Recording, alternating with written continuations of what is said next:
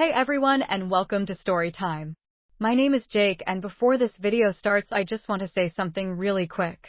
Basically, I've started a second channel because of something YouTube has implemented, so I've posted a community post about it, but if you haven't seen it I'll comment it down below and pin it. Basically, everything is going to stay the same apart from it's going to be one video a day on each channel instead of two on one.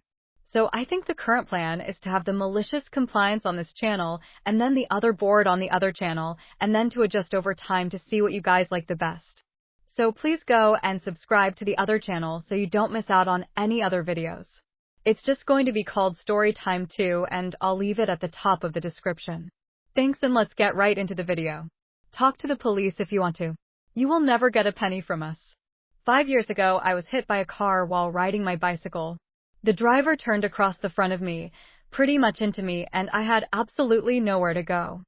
I hit the passenger door of the car, then tumbled over the front of the car, still clipped into my pedals, taking it with me. The car was pretty damaged. I dented the door, scratched the paint in many places, ripped the door mirror off, smashed the glass, cracked the windscreen or windshield and dented and scratched the bonnet or hood. My bicycle emerged fairly well. I think I broke its fall mostly. The front wheel was bent, the saddle torn and the pedal bar tape damaged from hitting the road. I broke my collarbone and lost a lot of skin in various places that hit the road. I trashed my helmet and my shorts too. The driver said, "Sorry mate, I did not see you," which was pretty obvious. The car was his daughter's and he was taking his grandson out for an ice cream. The poor little guy got covered in glass from the door window that exploded inwards when I hit it, but seemed to be okay. The driver gave me his phone number, and I took a photo of his driving license and insurance details along with a pile of photos at the scene. I crucially got the details of 2 witnesses too before I passed out from the pain. This all happened on a Friday. I got patched up at the hospital and my partner was able to get my bike home. Because of my broken collarbone, I was in a huge amount of pain while the doctors could figure out if it needed to be pinned or not over the weekend. On the Saturday morning, I called the driver and his phone went straight to voicemail. I had taken a good look at my bike and figured out it needed about 350 pounds worth of parts, wheel, fork, saddle, new bar tape, etc. And something for my cracked phone screen. I guess 150 pounds? On the message I left him I said that I was not sure if he wanted to pay for the parts or go through his insurance. His daughter called me back and shouted and swore at me for damaging her car. I explained that he had turned across the front of me and it was his poor driving to blame.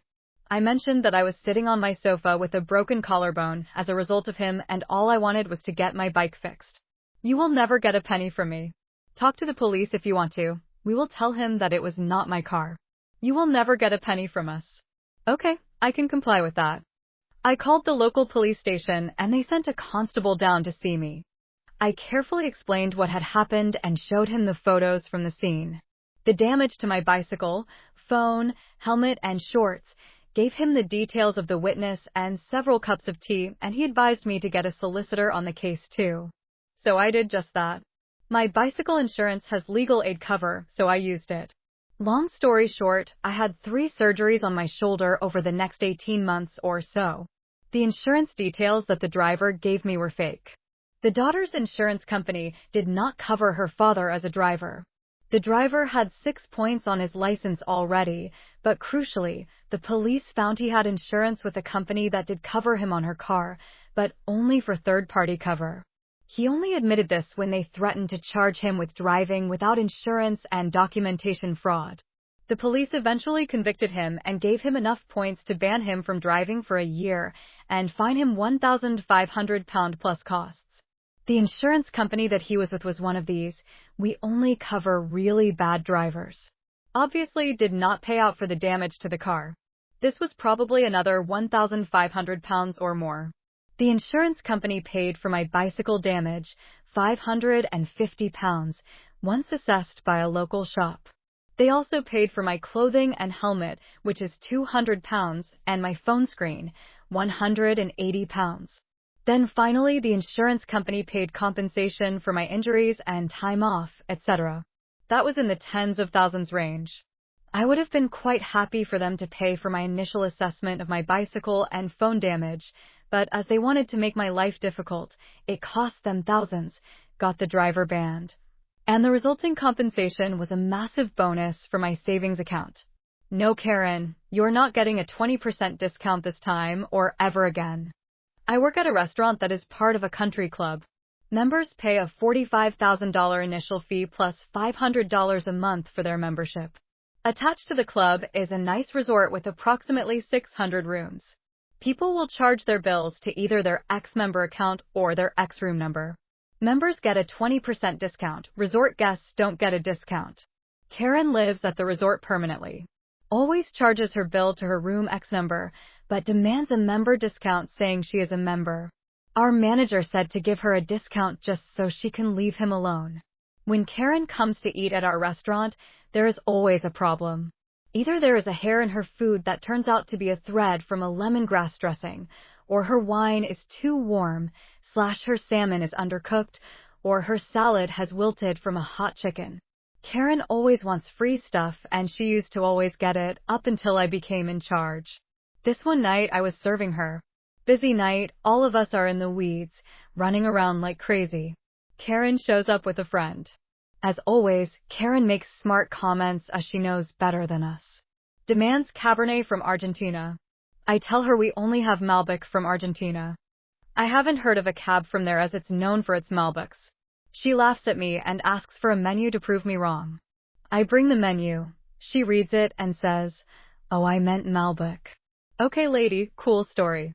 Then her friend wants a salad from a dinner menu as her side salad to a main course. I say that a side salad is just a garden salad. If you want to upgrade to one of our specialty salads, it's an upgrade and I'll have to charge for it separately. Karen starts arguing and I tell her I'll just add another $2 for an upgrade instead of charging her a whole $12 for that salad. Despite being in the weeds, I make sure to come back to them more often because I know what a particular guest she is. At the end, she says what a great service I have provided and tips me 10% instead of the 20% I get from virtually everyone else. Despite the fact I didn't charge her $10 and that I gave her a 20% member discount before she asked for it. And she also said she liked the service. That's when I said no more. I'm actually a bartender, and therefore I'm in charge when the manager is not there. Now that he quit, it's only me and another bartender that are in charge of the FOH until we get a new manager. Every member of the staff is sick and tired of Karen because we all had pleasure to serve her. I told everyone not to give her a discount anymore and refer her to me if she protests. Sure enough, next time she comes in, there is something wrong with her salad. She wants it off the bill. We refuse.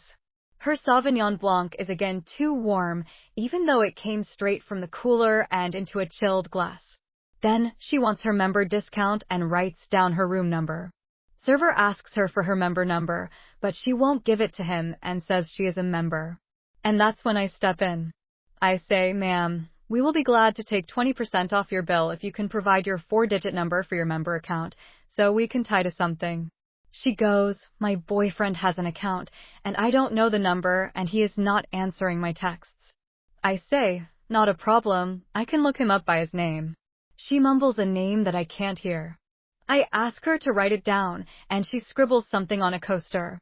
I say, "Ma'am, I can't read this name, and if I can't find it, I can't give you a discount."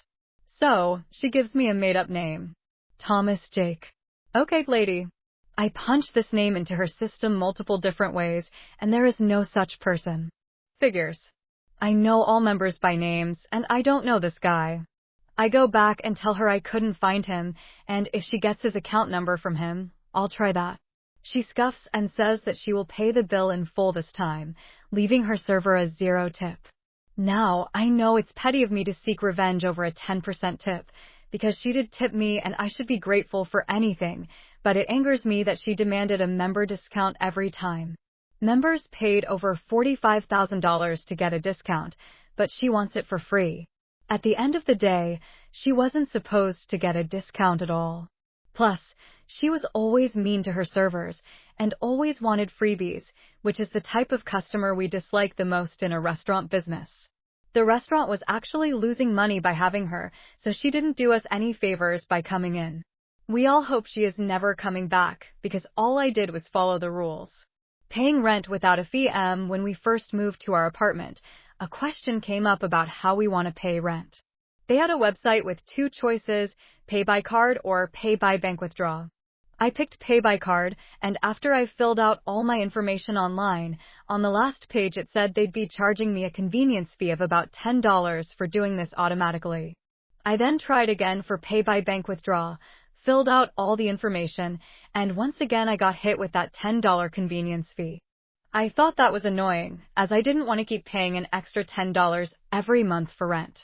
The convenience is of them automatically taking the money, instead of me manually writing up a check and giving it to them. So I looked up their address, went to my bank's bill pay page, and scheduled a reoccurring payment to that address every month.